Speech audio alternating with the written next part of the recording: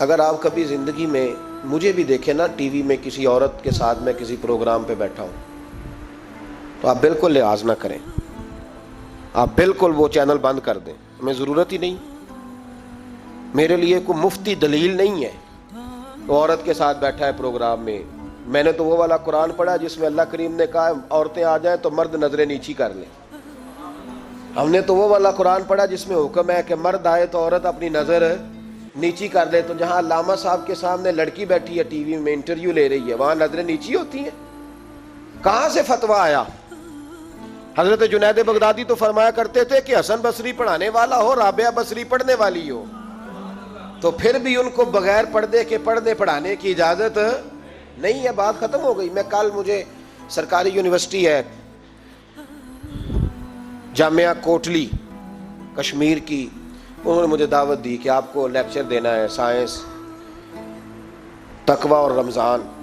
تو اسٹوڈنٹس ہوں گے, کچھ پروفیسر ہوں گے. تو میں نے کہا کہ اتنے بڑی جگہ آپ نے مجھے بلا لیا, یونیورسٹی لیول کے طلباء تو بڑے آگے جا چکے ہوتے ہیں. چلیں خیر, میں وہاں حاضر ہوا. جب میں پہنچا تو ایک پروفیسر صاحب مجھ سے کہنے لگے کہ لڑکیاں بھی ہیں. تو میں نے کہا کہ ٹائم دیتے وقت آپ سے گزارش کی گئی تھی کہ لڑکیاں نہیں ہونی چاہیے. تو وہ ایک جملہ بولنے ہی لگے تھے, تو میں نے ان سے کہا کہ آپ مجھے دکھیاں نوس مولوی سمجھ لیں, میں پرانے خیالات کا ہوں, آپ مجھے پرانا سمجھ لیں. اس لیے کہ میرے حضرت صاحب فرمایا کرتے تھے ہر چیز نہیں لے لینا, دین نہ نیا لینا. وہ 1400 سال پرانا ہی ہمیں ٹھیک ہے, ہمیں نیا دین نہیں چاہیے.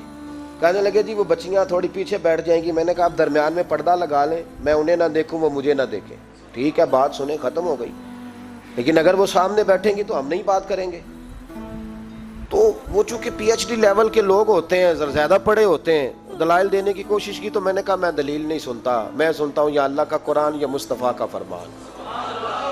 تو آپ مہربان. لیکن انہوں نے ضد نہیں کی, بڑے اچھے لوگ تھے. انہوں نے کہا جی ٹھیک ہے لڑکیاں نہیں بیٹھیں گی. میرا عرض کرنے کا مقصد یہ ہے کہ کیا فرق پڑتا ہے ہمیں.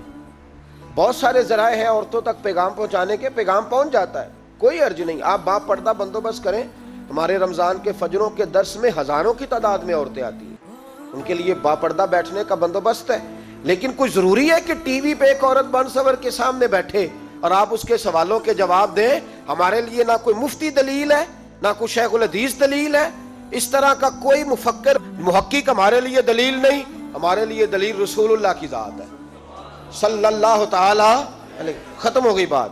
اس لیے کوئی ایسی ٹرانسمیشن نہ دیکھو, کسی طرف توجہ نہ کرو. یار 30 تو روزے ہیں, وہ بھی کئی دفعہ 29 ہو جاتے ہیں. اللہ کہہ رہا ہے ایام معدودات, ایک گنتی کے دن ہے. اور میرے بھائی کیا مصیبت ہے, میرا وقت نہیں گزر رہا. آپ یقین کریں اللہ جانتا ہے, ہم تو رمضان کو زنجیریں ڈالتے ہیں. یہ کام بھی رہ جاتا ہے, رمضان گزر جاتا ہے, یہ بھی رہ جاتا ہے, رمضان گزر جاتا ہے, یہ بھی نہیں ہو پاتا رمضان. پتہ نہیں کس وقت روزے آتے ہیں, کب نکل جاتے ہیں. کہتے ہیں میرا وقت نہیں گزرتا تو میں ٹی وی دیکھتا ہوں. قرآن سارا پڑھ لیا ہے, حدیثوں کا مطالعہ ہو گیا, اپنی آخرت کے لیے نفل سارے پڑھ لیے, تسبیحات ساری ہو گئی. جو اب ٹائم نہیں گزرتا تھا تو ٹی وی پہ جا بیٹھے. کدھر چلے گئے ہم؟